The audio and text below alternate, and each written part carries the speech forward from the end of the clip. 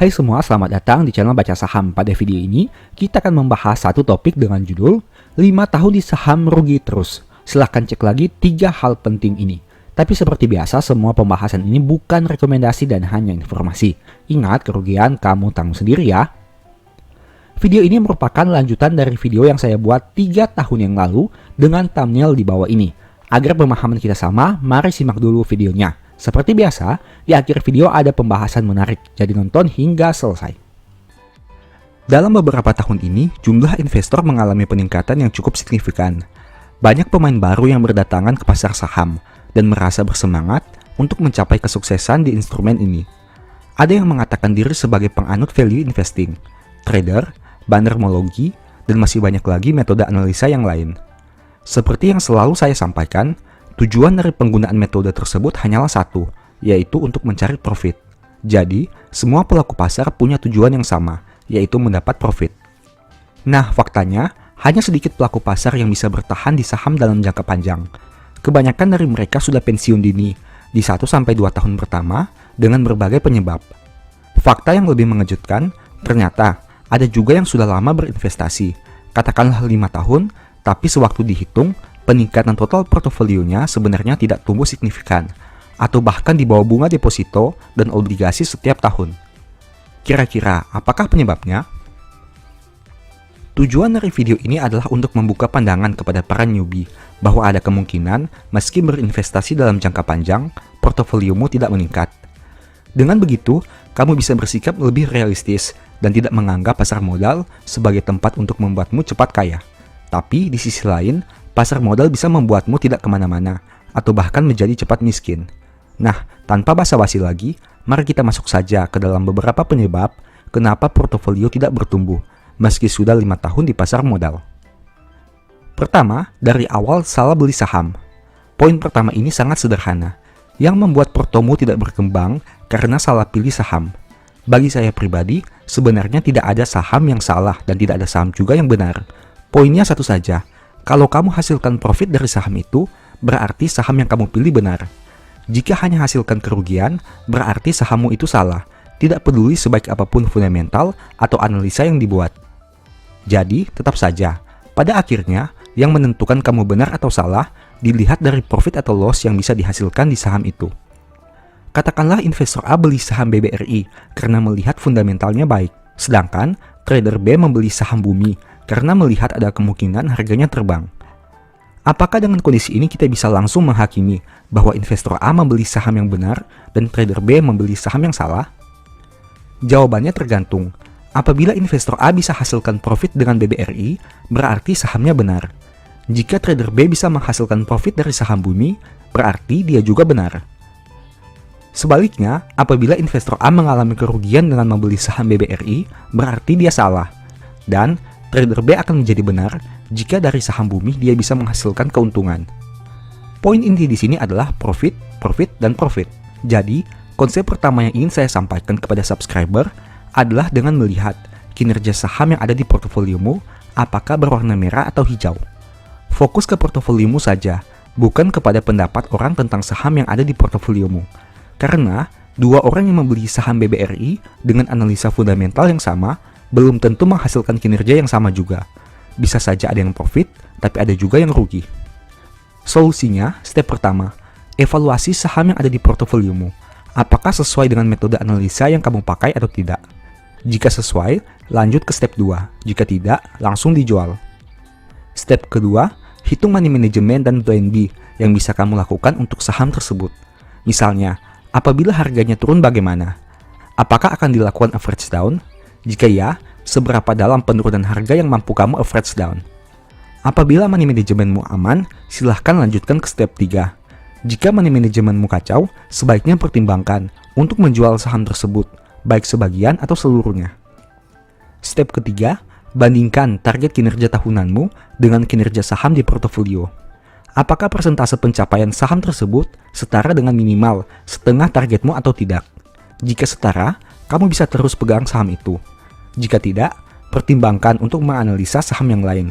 Apalagi jika hal itu sudah berlangsung bertahun-tahun setelah kamu beli sahamnya. Percuma kan investasi 5 tahun, tapi profit dalam 5 tahun itu hanya 5% saja. Kedua, tidak dijual ketika harganya sudah mahal. Poin kedua yang ingin saya bahas adalah terlalu mendewakan kata long term investment. Intinya, orang yang punya sudut pandang seperti ini tidak akan menjual sahamnya meski sebenarnya harga sudah mahal. Tapi dia terus hold saham tersebut dengan berkata kalau investor tidak pernah akan menjual sahamnya dan di hold seumur hidup. Sebenarnya pernyataan itu ada benarnya, tapi dengan satu syarat.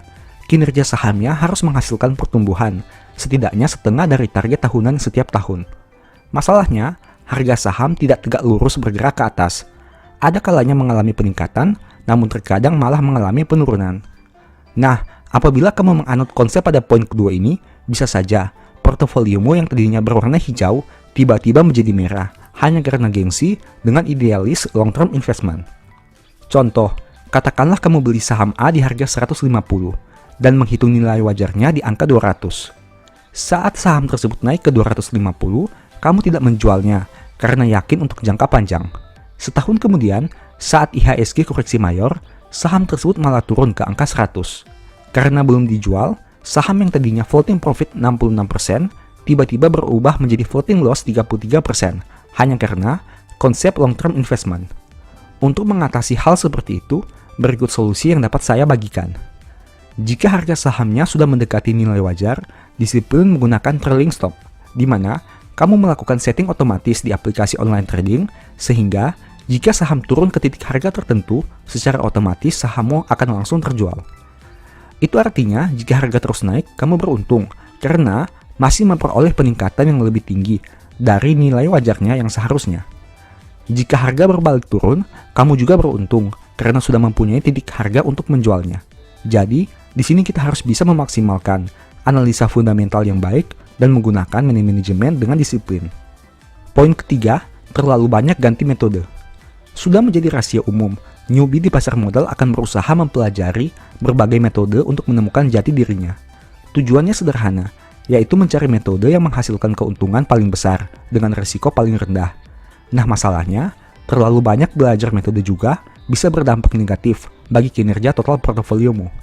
Orang yang menerapkan metode yang bervariasi cenderung tidak akan disiplin menghadapi situasi di pasar modal.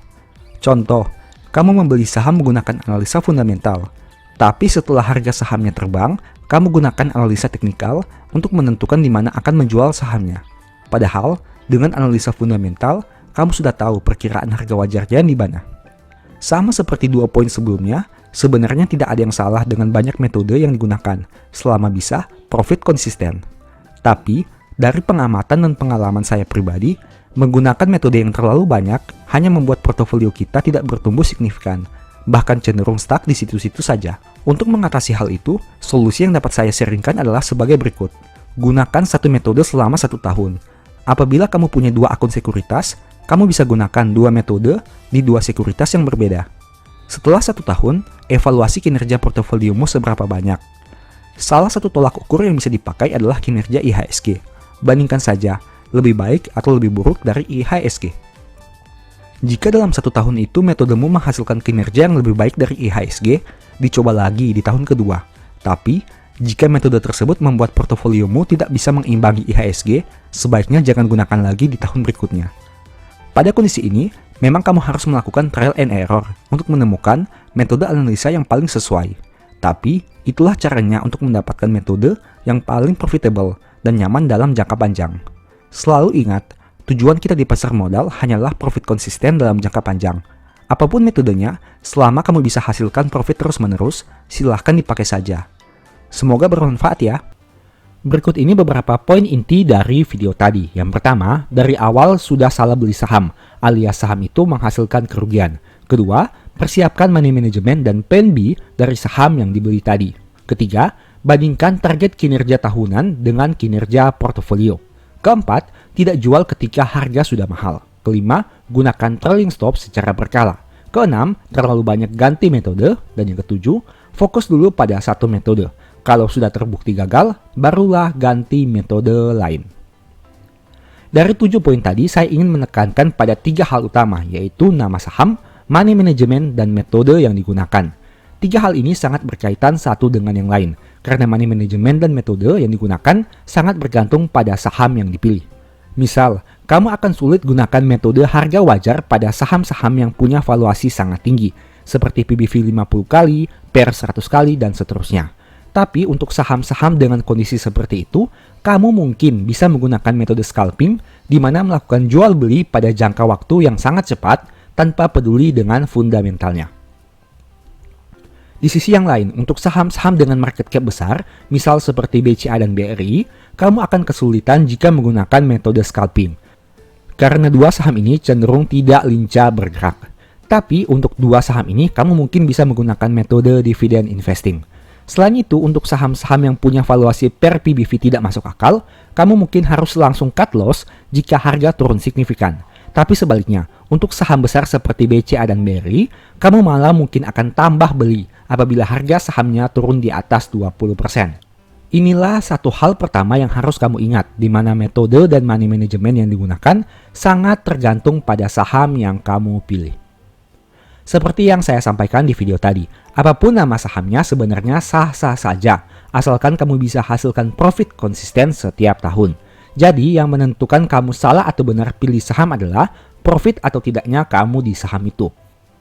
Masalahnya, ada yang namanya beginner luck.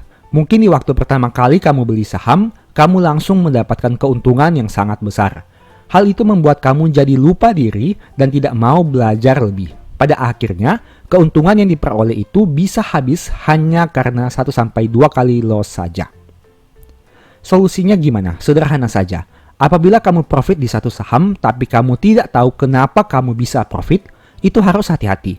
Bisa saja kamu hanya sedikit beruntung saat itu, tapi bukan berarti kamu akan terus beruntung. Jadi, kamu harus tahu kenapa kamu bisa profit di saham yang dibeli. Selain itu, kamu juga sebaiknya tahu kenapa kamu bisa rugi di saham itu. Dengan begitu, kamu jadi punya tolak ukur dan alasan yang kuat sebelum ambil keputusan. Setiap orang punya profil risiko yang berbeda-beda. Ada yang konservatif, ada juga yang agresif. Nah, poin ini sebenarnya bisa digunakan sebagai screening awal untuk memilih saham. Kalau kamu punya profil risiko konservatif, carilah saham-saham besar yang sudah terbukti bertumbuh dalam jangka panjang dan rutin bagi dividen. Tapi kalau profil risikomu agresif, mungkin kamu akan bosan jika beli saham blue chip dan lebih tertarik dengan saham lapis 2 atau bahkan lapis 3. Ingat, tidak ada yang jamin bahwa saham blue chip lebih menguntungkan dari saham lapis 3. Begitu juga sebaliknya. Apapun saham yang dipilih selama bisa hasilkan profit konsisten dalam jangka panjang, itu sah-sah saja. Setelah tahu bagaimana cara pilih sahamnya, langkah berikutnya yang tidak kalah penting adalah money management. Pastikan kamu menggunakan money management yang tepat pada saham yang tepat. Contoh, apabila kamu punya profil risiko yang agresif dan sangat yakin untuk all-in keseluruhan dana di satu saham, pastikan dulu untuk tahu cut loss-nya di mana. Jangan sampai kamu sudah beli sahamnya dengan semua uang yang dimiliki dan kemudian bingung harus cut loss di mana jika harga turun. Sebaliknya, apabila kamu orang yang tidak tega untuk cut loss, kamu tidak boleh beli saham all-in atau sekaligus. Kalau kamu takut cut loss, kamu harus lebih mempertimbangkan saham apa yang sedang kamu beli. Prospek jangka panjangnya bagaimana jika di hold, rutin bagi dividen atau tidak, sektor usahanya masih bisa berkembang atau tidak, bagaimana manajemennya, valuasi saat ini seperti apa, dan masih banyak lagi. Dari banyaknya pertimbangan yang kamu analisa, satu hal utama yang perlu diingat adalah lakukan pembelian bertahap. Kalau kamu beli bertahap, saat harga turun kamu masih punya dana untuk beli lagi. Tapi bagaimana kalau kamu beli sekaligus dengan keseluruhan dana? Saat harga turun, kamu takut untuk cut loss. Tapi di sisi yang lain, kamu hanya bisa jadi penonton karena sudah tidak punya dana untuk beli lagi. Menurut saya pribadi, money management yang baik jauh lebih berdampak dibandingkan metode yang sangat hebat. Sehebat apapun metode yang digunakan, apabila money managementmu kacau, akan ada saatnya kamu terjebak. Karena ingat, sehebat apapun metodenya, kamu pasti ada kemungkinan akan salah juga. Sebaliknya, meskipun metodemu sederhana dan biasa-biasa saja, tapi apabila kamu punya money management yang baik, potensi terjebak akan jadi lebih rendah. Karena kamu masih punya sisa dana untuk bertransaksi saham. Kamu tahu harus cut loss di mana atau average down di mana. Tapi sekali lagi, 3 poin yang saya katakan tadi sebenarnya sangat berkaitan, yaitu saham yang dipilih, metode, dan money management. Setiap orang punya keahliannya masing-masing. Ada yang jago dengan value investing, ada juga yang jago dengan scalping. Apapun metodenya, selama profit itu sah-sah saja. Kamu tidak perlu mengikuti semua metode. Fokus saja pada satu metode yang menurutmu paling nyaman untuk digunakan. Jika metode itu terbukti menguntungkan, gunakan terus. Jika tidak, barulah diganti ke metode yang lain. Intinya, selalu pertimbangkan 3 hal ini sebelum ambil keputusan, yaitu nama saham, jenis metode, dan skema money management. Semoga video ini bermanfaat ya. Demikianlah pembahasan singkat pada video ini. Selalu ingat bahwa semua saham yang disebutkan bukan rekomendasi dan hanya informasi. Ingat, kerugian kamu tanggung sendiri ya. Di video berikutnya ingin dibahas materi apa lagi? Tulis di kolom komentar ya. Sebagai informasi, channel YouTube Baca Saham sekarang ada 2. Yang pertama Baca Saham dan Baca Saham dari Nol. Berikut ini beberapa list ebook Baca Saham. Pertama, Stock for Living, Strategi Nabung Saham di Stock Market, dan Cara Cepat Analisa Laporan Keuangan.